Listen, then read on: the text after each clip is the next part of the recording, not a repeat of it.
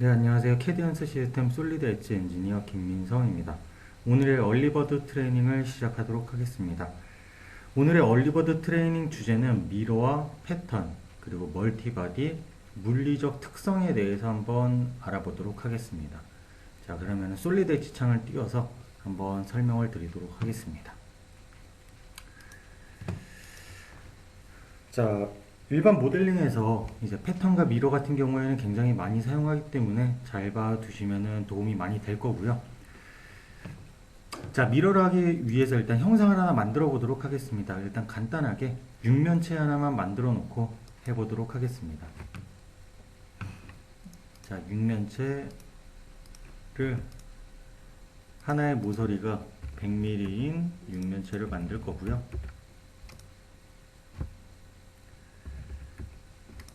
자, 그리고 여기다가 간단한 컷아웃도 한번 넣어 볼게요. 자, 컷아웃도 예를 들어서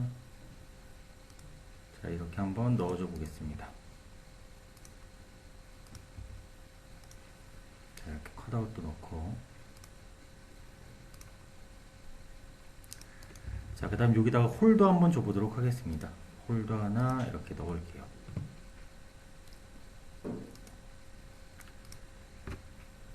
자, 홀도 간단한 걸로 하나 이렇게 넣고,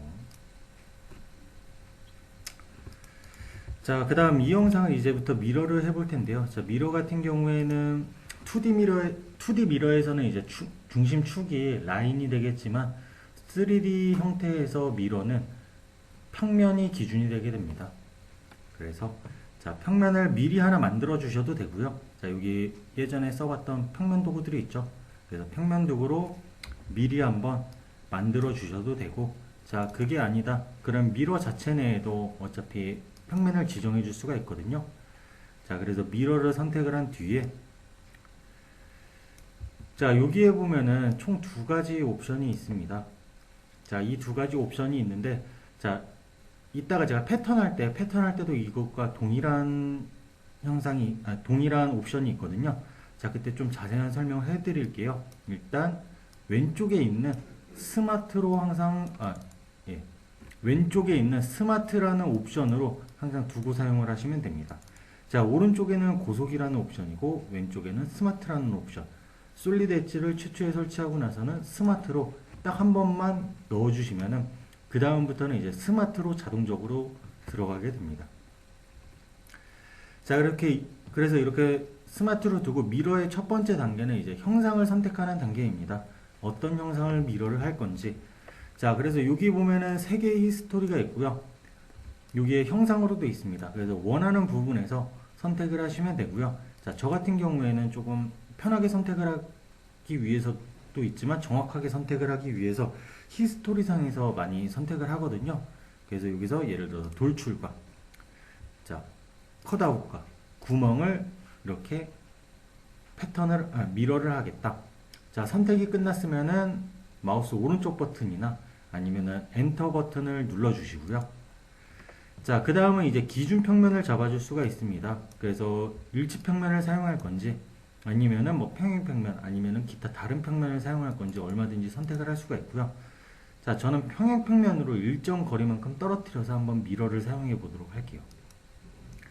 자, 평행 평면으로 이 면에서부터 자, 한 100mm 떨어진 곳에 똑같은 영상을 만들어내겠다. 자, 그러면은 이렇게 이 평면을 기준으로 100mm를 주었기 때문에 이쪽 100mm, 이쪽 100mm. 그래서 총 길이는 200mm 정도가 차이가 나겠죠. 자, 그래서 미러 같은 경우에는 이렇게 사용할 수가 있는데, 자, 추가적으로 아까 미러를 선택할 때 첫 번째 단계에서 형상을 선택할 수가 있었을 겁니다. 자, 형상을 선택하는 것도 마찬가지로 수정을 할 수가 있거든요. 자, 지금 세 개가 전부 다 선택이 되어 있는데, 자, 여기서 예를 들어서 나는 뭐 홀은 빼놓고 미러를 하겠다. 그러면은 일단 미러를 선택한 뒤에 자, 정의 편집을 눌러주시고, 그 다음 첫 번째 있는 형상 선택 단계를 선택한 뒤에 자, 여기서 Shift를 누른 상태에서 자, Shift를 누른 상태에서 구멍만 컨트롤이네요. 자, 컨트롤을 누른 상태에서 구멍을 선택해 주게 되면은 이렇게 체크가 해제가 됩니다. 그래서 이 상태에서 마우스 오른쪽 버튼만 눌러주면은 바로 적용이 되고요. 자, 마찬가지로 평면도 동일합니다. 예를 들어서 평면도 수정을 하고 싶다. 그러면은 기존의 평행 평면이었지만 예를 들어서 이번에는 일치 평면으로 하고 싶다. 자, 이런 것도 가능하기 때문에 자, 일치 평면으로 바꿔놓고 나서 여기 있는 면을 딱 찍어주게 되면은 옆에 모양이 생기겠죠. 자, 그래서 미러 같은 경우에는 이런 식으로 사용을 할 수가 있습니다.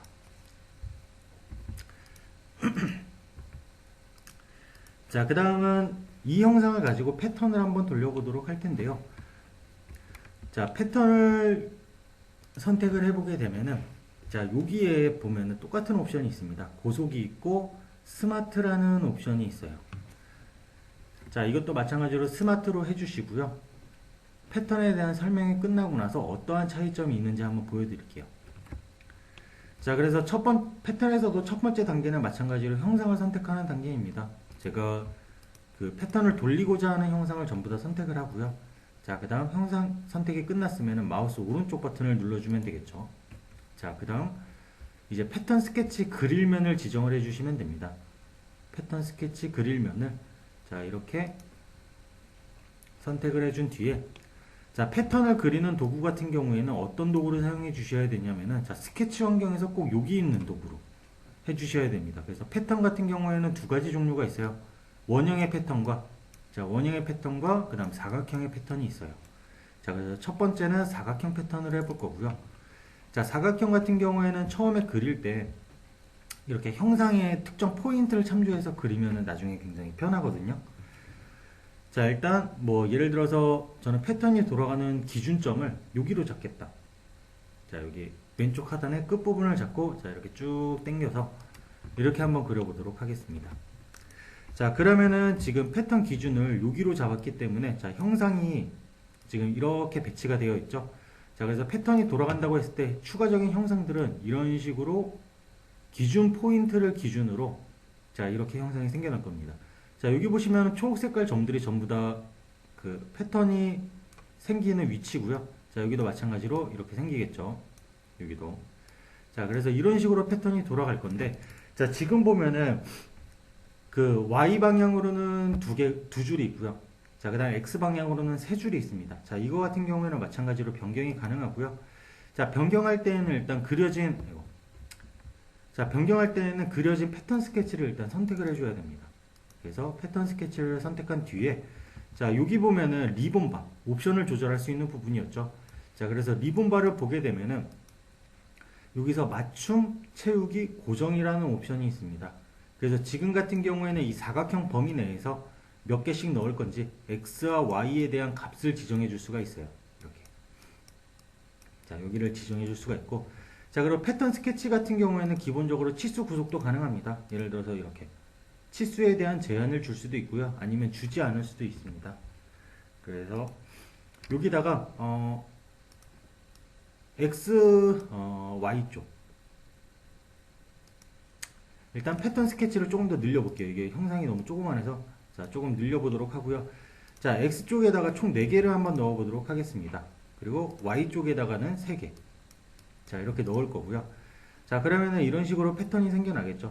자, 스케치 닫기를 눌러주게 되면은 얘 같은 경우에는 이제 패턴이 바로 생성이 됩니다. 이런 식으로. 자, 사각형 패턴 같은 경우에는 이렇게 사용을 했는데 조금 수정 작업을 해볼게요. 자, 어떤 수정 작업을 해볼 거냐면은 일단 패턴에 대한 수정을 하기 위해서는 무조건 스케치 환경으로 들어가 주셔야 돼요. 여기 등록 정보 그리기나 아니면 ESC를 누른 상태이다. 그러면은 패턴을 선택을 하고 여기 이 부분 있죠. 여기 프로파일 편집이라는 부분. 자, 이 부분을 선택을 해주시면 돼요. 그래서 이렇게 선택을 해서 자, 여기 보면은 지금 아까 전부 다 배치가 됐는데 자, 총 12개가 배치가 됐겠죠. 자, 근데 예를 들어서 저 같은 경우는 이 가운데 2개만 빼놓고서는 패턴을 돌리고 싶다. 자, 그렇게 되면은 여기서 어커런스 억제라는 기능이 있습니다. 어커런스 억제. 자, 어커런스 억제 같은 경우에는 표시됐던 부분을 숨길 수가 있어요. 그래서 어커런스 억제로 예를 들어서 클릭과 클릭을 하셔도 되고요. 아니면 편하게 하시려면 드래그 앤 드랍도 가능합니다. 그래서 특정 영역을 빼겠다. 그 다음 스케치 닫기를 누르게 되면은 마찬가지로 두 개의 형상이 빠져 있을 겁니다. 이렇게. 자, 그리고 그 기준 포인트를 바꾸는 옵션이 있거든요. 자, 여기 보면은 패턴 스케치에 X자 모양이 있을 거예요. 자, 이거는 패턴을 돌릴 때 패턴에 대한 기준 포인트이고요. 자, 예를 들어서 이 기준 포인트를 바꾼다고 하면은 형상이 배치되는 모양도 달라지겠죠. 자, 일단 기준점을 바꾸는 옵션은 여기 있습니다. 어커런스 왼쪽에, 어커런스 억제 왼쪽에 참조점이라는 애가 있어서, 자, 이거를 선택을 하고 예를 들어서 그 원하는 위치나 포인트를 선택을 해주시면 됩니다. 자, 지금 포인트 선택이 안 되는데, 일반적인 형상에 있는 포인트가 아니라, 자, 여기 보면 초록 색깔 점들 있죠. 자, 초록 색깔 점들에서 참조점을 다시 선택을 하실 수가 있어요. 자, 예를 들어 참조점을 여기로 하겠다. 자, 참조점을 여기로 하겠다. 참조점이 안 바뀌네요.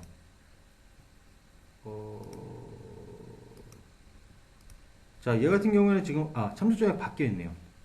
자, 지금 참조점이 바뀌어 있었는데 그래픽 오류 때문에 잠깐 이상하게 보였던 것 같거든요. 자, 그래서 이런 식으로 참조점이 변경이 되게 됩니다.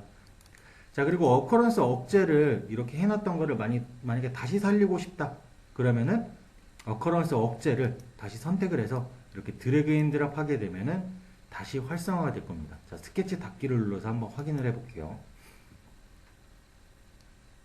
자, 그러면은 기준점이 여기로 됐기 때문에, 자, 형상은 여기에서부터 이제 이쪽 방향으로 패턴이 생기겠죠. 자, 기준점은 여기에서 패턴이 이런 식으로 진행이 되니까 형상을 기준으로 이렇게 진행이 되게 됩니다. 자, 그래서 기준점을 어디에 잡느냐에 따라 패턴 모양이 바뀌기 때문에 굉장히 중요하고요. 마찬가지로 처음에 했던 방식대로 하려고 하면은, 자, 참조점을 형상 있는 쪽으로 옮겨주시면 됩니다. 이렇게. 자, 그 다음은 아까 맞춤이라는 도구를 통해서 X 몇 개, Y 몇 개를 했는데, 이번에는 채우기라는 애를 한번 해보도록 하겠습니다. 그래서 얘 같은 경우에는 사각형 범위 내에서 몇 미리마다 형상을 배치할 거냐 해줄 수가 있고요. 자, 예를 들어서 저게 사이즈가 100백이었거든요. 그래서 예를 들어서 150마다 하나씩 넣어주겠다. 자, 마찬가지로 X도 150마다 하나씩 넣어주겠다. 자, 그러면은 패턴 스케치에 꼭 맞춰져서 그려지는 건 아니고요. 이 영역 안에에서, 자, 150mm마다 이렇게 간격으로 생성이 되게 됩니다. 자, 그래서 이것도 형상을 한번 확인해 보면은 마찬가지로 패턴 스케치 범위 내에서 생성할 수 있는 포인트들을 이용해서 이렇게 생성이 되게 됩니다. 자, 그 다음 마지막으로 고정이라는 옵션이고요. 자, 고정이라는 옵션을 선택하게 되면은 얘 같은 경우에는 이제 X와 Y가 전부 다 선택이 돼요. 그래서 패턴 스케치 자체가 늘어났다 줄었다 하게 됩니다. 그래서 고정 옵션을 두었을 때는 그 완전 구속이 돼 있으면은 이 옵션이 안 먹히거든요. 그래서 치수나 아니면은 특정 구속 조건을 풀어주고 나서 해야 됩니다. 그래서 자, 여기를 예를 들어 5개, 150mm마다 5개다. 그리고 여기는 6, 이제 Y 방향으로 6줄에 그 다음 150mm마다 배치하겠다. 그러면 이렇게 패턴 스케치가 늘어나죠. 그리고 자동적으로 이렇게 완전 구속이 이루어지게 됩니다. 검정 색깔로. 자, 그래서 이 상태에서 스케치를 닫고 나가게 되면 마찬가지로 배치가 되겠죠. 이렇게. 자, 그래서 이런 식으로 이제 사각형 패턴 같은 경우에는 이런 식으로 사용을 할 수가 있고요. 자, 마찬가지로 원형 패턴으로 한번 해볼게요. 자, 그러면은 기존에 있던 사각형 패턴을 지워주고, 자, 원형 패턴으로. 자, 저는 이 영상을 이제 여기에 돌려서 그 똑같은 모양을 만들어낼 겁니다. 자, 그래서 원형 패턴으로, 원형 패턴 같은 경우에는 첫 번째로 중요한 게 중심축을 지정해 줘야 됩니다. 자, 중심축을 이렇게 지정을 해주고요. 그러면 이렇게 원이 중심에서부터 커지는 모양이 만들어질 거예요. 그 다음 기준점을 잡아주시면 돼요. 뭐 여기든 여기든 아니면 여기든 사용자분들이 원하는 포인트를 잡아주시면 됩니다. 자, 그 다음 여기 보면 화살표가 표시되고 있는데, 이 화살표는 뭐냐면은 패턴을 돌릴 때 패턴 방향을 선택할 수가 있습니다. 근데 만약에 이 원에서 몇 개만큼 넣겠다, 뭐 이런 경우에는 특별히 필요가 없고요. 예를 들어서 이게 원이 아니라 뭐 원호이다, 그럴 때는 중요하기 때문에 자, 방향을 지정해 주시면 됩니다. 그래서 저는 그냥 아무 방향이나 선택을 할게요. 자, 그 다음 이렇게 원형의 패턴이 만들어졌다고 하면은 여기도 마찬가지로 동일한 옵션들이 있습니다. 참조점을 바꿀 수 있는 참조점 옵션이, 그 다음 어커런스 억제를 할 수 있는 어커런스 억제 옵션이, 자, 그리고 여기에 보면은 원으로 바꿀 수 있는 옵션이 있고요. 그냥 정원으로 할 수 있는 옵션이 있습니다. 자, 그리고 여기서는 이제 맞춤과 채우기, 고정 같은 경우에는 없고요. 왜냐면 중심축을 기준으로 이렇게 만들어지기 때문에 없고, 자, 맞춤에서 예를 들어서 4개만 넣겠다. 자, 그 다음 스케치 닫기를 누르게 되면은 이런 식으로 패턴이 배치가 되게 됩니다. 이렇게. 자, 그래서 원형 패턴 같은 경우에도 사각형 패턴과 옵션이 대부분 동일하기 때문에 뭐 특별하게 설명드릴 부분은 없고요. 여기서 단지 원형으로 할 건지 아니면은 원호로 할 건지 선택을 해 주실 수가 있습니다. 자, 그래서 패턴 같은 경우에는 이렇게 사용을 하고요. 그리고 아까 설명드린다고 했던 그 스마트와 고속에 대한 옵션을 한번 설명을 드려볼게요. 자, 여기서 이제 ST9에서 약간 좋아진 부분이 있거든요. 자, 어떤 부분이냐면은 만약에 제가 창을 2개 띄워놨다고 하면은 창이 여기 상단에 이렇게 표시가 됩니다. 기존에는 어떤 식으로 창 전환을 해줬어야 되냐면은, 자, 윈도우 전환이라는 옵션이 있어요. 자, 그래서 윈도우 전환이라는 옵션을 눌러서 여기서 원하는 거를 선택하시거나 아니면 단축키로는 컨트롤 탭입니다. 그래서 컨트롤 탭을 누른 상태에서 이 부분에서 자, 어떤 거를 선택할 건지 해줄 수가 있었는데, 자, 이제는 이렇게 탭으로 구분되기 때문에 여기 있는 거를 그냥 선택을 하면 바로 뜹니다. 자, 그래서 제가 여기서 패턴에 대한 설명을 드릴 거고요. 자, 지금 보면은 제가 미리 형상을 만들어 놨는데, 자, 여기 보면은 이렇게 약간 단차가 있는 형상을 만들어 놨고요. 자, 이거를 패턴을 한번 돌려볼게요. 자, 첫 번째로 스마트로 한번 패턴을 돌려보도록 하겠습니다. 자, 패턴을 돌릴 형상은 요거 원기둥. 자, 그 다음 오른쪽 버튼 누르고 패턴 스케치는 여기 상단에다가 그려보도록 할게요. 자, 그 다음 패턴 스케치는 사각형으로, 자, 사각형 패턴 스케치로 이렇게 그려보도록 하겠습니다. 자, 이렇게 배치를 하게 되면은 얘 같은 경우에는 이렇게 단차가 있다 하더라도 형상을 이렇게 깔끔하게 정리를 해줍니다. 알아서 형상의 면을 인식을 해서 거기까지 배치가 되게 되고요. 자, 근데 만약에 예를 들어서 패턴을 돌릴 건데 이번엔 고속으로 한번 두고 해보도록 할게요. 자, 고속으로 이 형상 선택하고 윗면에서, 자, 윗면에서 이렇게 배치를 하겠다. 자, 이렇게 배치를 하겠다. 자, 그 다음 스케치 닫기 눌러주게 되면은 얘 같은 경우에는 이렇게 단차가 있는 부분들 같은 경우에는 그 면을 제대로 인식할 수가 없어서 이런 식으로 에러 메시지가 나타나게 돼요. 그렇기 때문에 자, 대부분의 뭐 단차가 존재하는 형상이다. 단차가 없으면 크게 상관은 없어요. 고속을 사용하든 스마트를 사용하든. 근데 단차가 있으면은 웬만하면 스마트를 사용하는 게 좋다. 그것만 알고 계시면 됩니다. 자, 그래서 패턴과 미러에 있는 스마트와 고속에 대한 옵션에 대해서 알아봤고요. 자, 그러면은 이제 추가적으로 자, 파트 1으로 돌아가서, 자, 이번에는 여기에 보면은 멀티바드 기능이 있습니다. 솔리드 엣지에 멀티바드 기능이 있고요. 자, 이거를 통해서 어떤 작업을 해줄 수 있냐면은 좀 만들기 힘든 형상 같은 경우에는 이렇게 불리언 연산도 해줄 수가 있어요. 그래서 하나로 합칠 건지 아니면은 둘 중에 하나를 뺄 건지 아니면 교차하는 지점만 남길 건지 아니면 분할을 할 건지 선택을 해줄 수가 있습니다.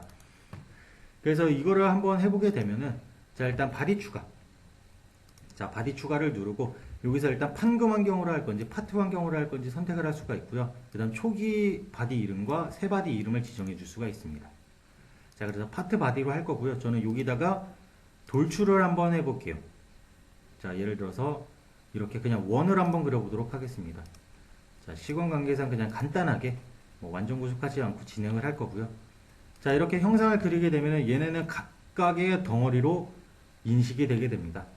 자, 그래서 여기 보면은 멀티바디를 사용한 경우에는 이렇게 바디가 히스토리로 남게 되고요. 특정 바디를 숨길 수도 있습니다. 이렇게.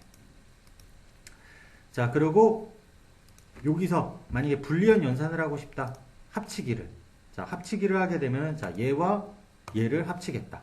사용하는 방법은 그냥 선택과 선택을 하고 오른쪽 버튼만 눌러주시면 되거든요. 그러면 한 덩어리로 변하는 걸 알 수가 있죠. 그리고 설계 바디 자체에서도 이렇게 히스토리가 둘로 나뉘게 됩니다. 자, 그 다음 통합을 지우게 되면은, 자, 기존에 있던 통합이라는 히스토리를 지우게 되면은 바디가 다시 두 개로 나뉘어요. 자, 이 상태에서 만약에 빼기를 하고 싶다. 자, 이 영상에서 오른쪽 버튼 누르고, 자, 이 영상을 빼겠다. 그러면은, 자, 이렇게 형상이 빠지게 돼요. 자, 그래서 만들기 까다로운 형상 같은 경우는 이렇게 빼기로 하게 되면은 굉장히 편한 작업을 할 수가 있고요. 자, 그 다음 추가적으로 빼기를 또 다시 지우고, 자, 빼기를 지우고, 이번에는 교차. 자, 교차되는 부분을 이렇게 선택을 하게 되면은, 자, 교차되는 부분만 이렇게 남겠죠. 자, 그 다음 교차를 지우고, 자, 분할이라는 도구가 있는데, 분할이라는 도구는 내일 한번 알아보도록 하겠습니다. 이거는 다른 곡면을 생성을 해서 할 거거든요. 자, 그래서 이거는 나중에 알아보도록 하고요.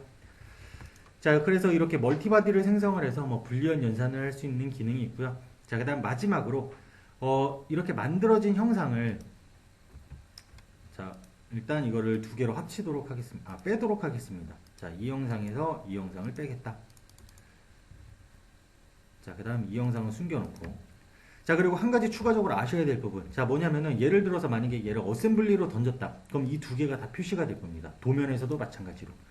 자, 근데 예를 들어서 얘를 무조건 어셈블리나 도면에서 표시하고 싶지 않다 하는 경우가 있을 겁니다. 자, 그럴 때에는 오른쪽 버튼을 누르게 되면은 설계 컨스트럭션 토글이라는 게 있어요. 그러면은 얘를 참조 바디로 바꿀 수가 있어요. 자, 어셈블리 바디가 남지 않게 되어 어셈블리 형상을 실패할 수가 있습니다. 그냥 얘 누르시면 되거든요. 그러면은 이렇게 색깔이 보라색깔로 바뀌면서 얘 같은 경우에 도면이나 어셈블리에서 표현이 안 되고요. 자, 그 다음 이 설계, 지금 활성화되어 있는 애가 이 바디거든요. 자, 얘 말고 얘를 더블 클릭을 해서 또는 오른쪽 버튼에서 바디 활성화라고 있어요. 자, 그래서 이 바디에서 작업을 하겠다. 이렇게 선택을 해주시고, 자, 여기서 이제 재료를 한번 입혀볼게요. 자, 재료를 입히는 방법은 굉장히 많습니다. 근데 간편한 방법 두 가지만 가르쳐 드릴게요. 자, 자꾸 기침이 나오네요. 자, 여기 보면은 재료를 입힐 수 있는 방법은 여기 있는 재료 없음이라는 부분을 더블 클릭하는 경우가 있고요. 자, 얘를 더블 클릭하면은 재료 테이블이 뜹니다. 자, 지금 여기 이렇게 재료 테이블이라는 창이 뜨게 되고요. 자, 이 방법 말고 등록 정보라는, 여기 검사 탭에 보면 등록 정보라는 애가 있어요. 자, 그래서 등록 정보를 눌러서 여기에 보면은 재료 변경이라고 있습니다. 그래서 여기서 변경을 눌러주게 되면은, 자, 여기서 이제 재료를 지정해 줄 수가 있어요. 자, 지금 제가 화면이 조금 해상도 때문에 밑에가 조금 잘려 보이는데, 자, 여기서 이제 원하는 그 타입으로 재료로 보실 수가 있어요. 마찬가지로. 자, 지금 같은 경우는 재료 표시로 해갖고 이렇게 재료가 일일이 나열이 되어 있고요. 알파벳 순으로.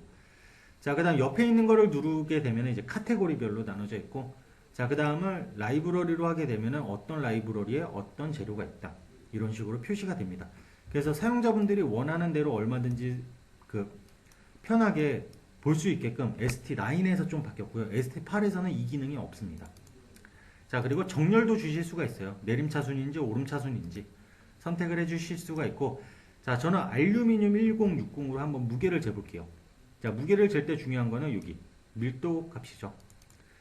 자, 그리고 혹시라도 나는 재료를 추가하고 싶다. 그러면 원하는 카테고리에서 누른 다음에 여기서 새 재료를 눌러주게 되면은 마찬가지로 재료를 추가해 줄 수가 있어요. 자, 재료 추가할 때에는 마찬가지로 여기서 뭐 밀도나 아니면 해석을 할 때 사용할 수 있는 특정 부분을 선택을 해 주실 수가 있고요. 자, 예를 들어서 밀도를 1060으로 했다. 예를 들어서.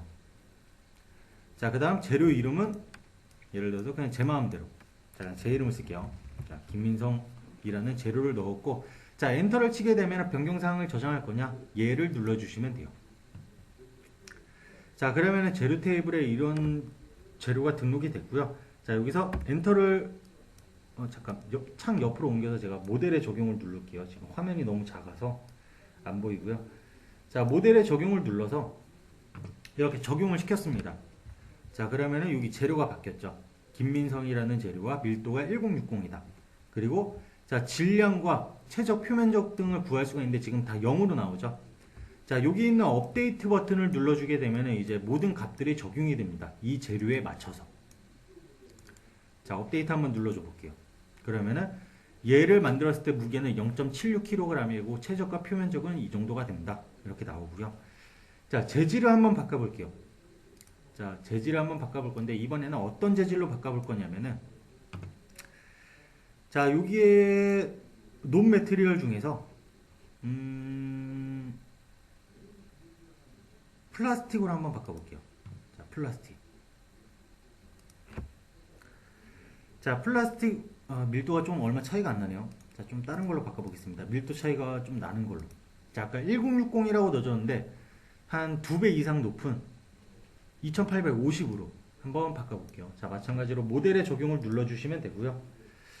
자, 여기 보면은 이제 그 해당하는 재료가 적용이 됐고 밀도가 적용이 됐고, 자, 여기 보면은 하이 버전과 달라진 점 자동으로 업데이트가 됩니다. 기존 버전에서는, 자, ST9 버전에서는 9 이하 버전에서는 한 가지 알아두셔야 될 점이 얘가 바로 바뀌지가 않아요. 무조건 업데이트 버튼을 눌러주셔야 됩니다. ST9에서는 자동으로 업데이트가 되게끔 바뀌게 되었고요. 자, 하이 버전에서는 무조건 재질을 바꾸면은 업데이트 버튼을 한 번씩 눌러줘야 된다는 점 꼭 기억하시기 바랍니다. 자, 그래서 이렇게 해서 이제 파트 환경에 대해서 거의 다 알아봤고요. 이제 내일을 마지막으로 파트 환경은 끝나게 됩니다. 그래서 질문 사항이 있으신 분들은 저한테 질문을 주시고요. 자, 오늘 제가 준비한 내용은 여기까지입니다. 이상으로 오늘의 얼리버드 트레이닝을 마치도록 하겠습니다. 감사합니다. 캐디언스 시스템의 솔리드 엣지 엔지니어 김민성이었습니다. 즐거운 하루 되십시오.